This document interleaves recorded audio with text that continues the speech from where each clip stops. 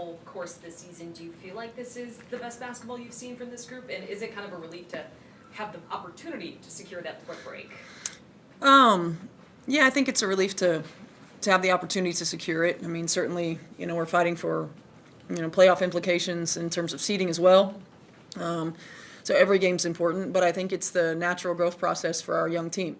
This is the expectation to be in these situations, and now the understanding of how important seeding is and home court is. I'm proud of how far we've come. We still have a ways to go. Certainly, we don't want to be peaking right now, but we're on the upward trajectory that we had hoped. Heading into and out of All-Star break, and then certainly as we think about taking care of business heading into World Cup break. Yeah, just with Kelsey, she went through shoot around this morning. How is she feeling going into tonight? Seems to be feeling great. She's Kelsey, so until I hear otherwise, I think she's feeling pretty good. Hi, back here. My name's Taylor Dallas Williams. What are some of the challenges of game planning for against these records? Yeah, I mean, she's such a tough cover because she just lets the game flow. She doesn't fight it. She's a great cutter. Obviously, she's great with the ball in her hands. She can score at all three levels. She has the size and the ability to elevate over smaller defenders, especially in that mid-range. Her fadeaway is tough to guard, and she has the ability to get around bigger defenders. And so it's really a tough challenge. I think the most important thing for us is to try to make her as uncomfortable as possible, make her hit the tough shots, and when she makes those, we got to live with them. Walt Chisholm, Wings post-game show. I was just curious, you guys struggled at the beginning of the season, but now with the 5-game win streak, does it seem like you guys are more in sync now? Yeah, I mean, I think it was just a matter of time. We had a lot of new pieces. Caitlin didn't really play for a long time, almost 18 months. 13 games a year ago, and working her back in is a huge part because she has the ball in her hands a lot, and so working new pieces in with Mo, of course, and Ty and Raven. I mean, we just had a lot of new pieces, and it takes time.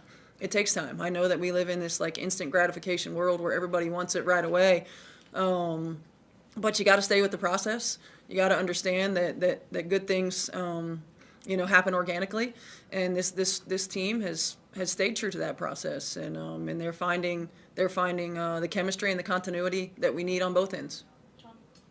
So back in June, you had those consecutive games against Atlanta, and you mentioned at the time that it was like a good playoff preview in a sense of matching up back to back. So here it's 2 times against Dallas within a week, and throw in sellout crowds. Does it have kind of a different feel here at this point of the year? Yeah, I think so. Same thing. It's like you've got to be able to make micro adjustments, just like you would in a playoff series. We certainly anticipate some different things from them.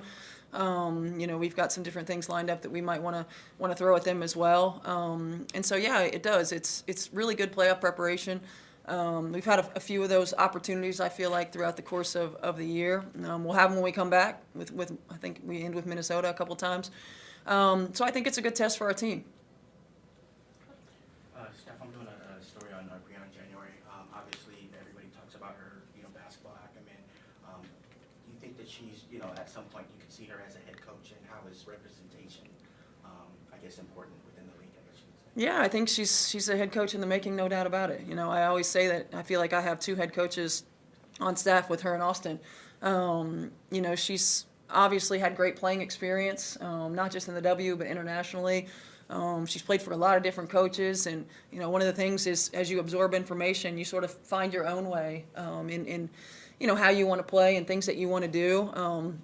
Every year she takes on more and more, on her plate, and we give her more.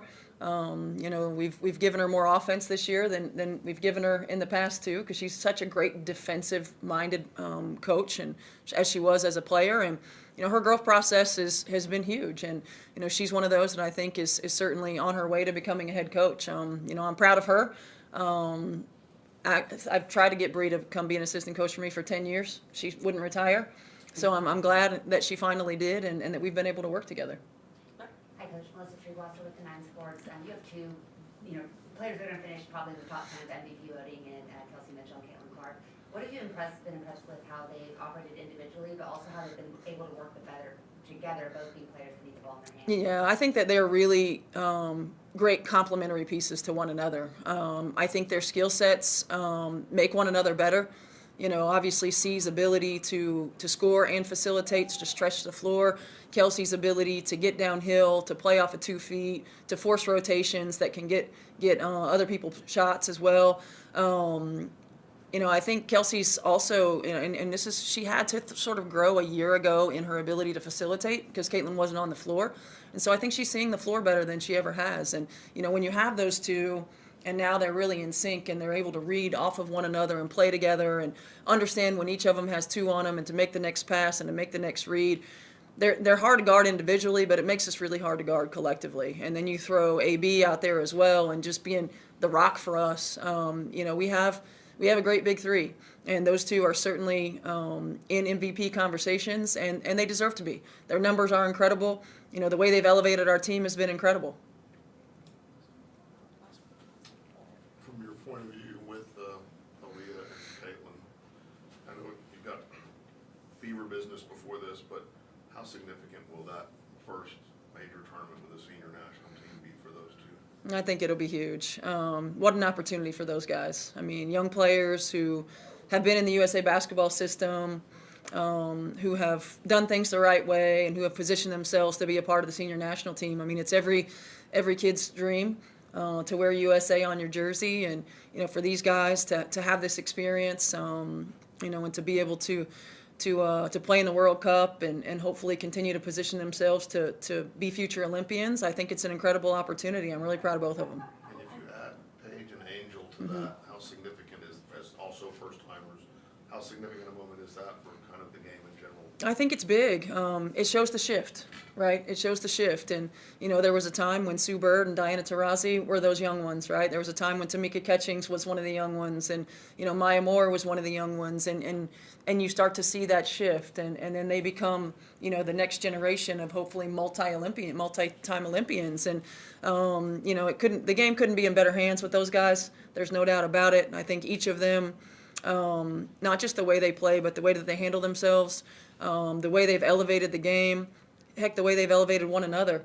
And then for them to be on the floor together, it's going to be a lot of fun. I'm thankful I'm going to be able to be a part of it and to watch them to continue to grow together.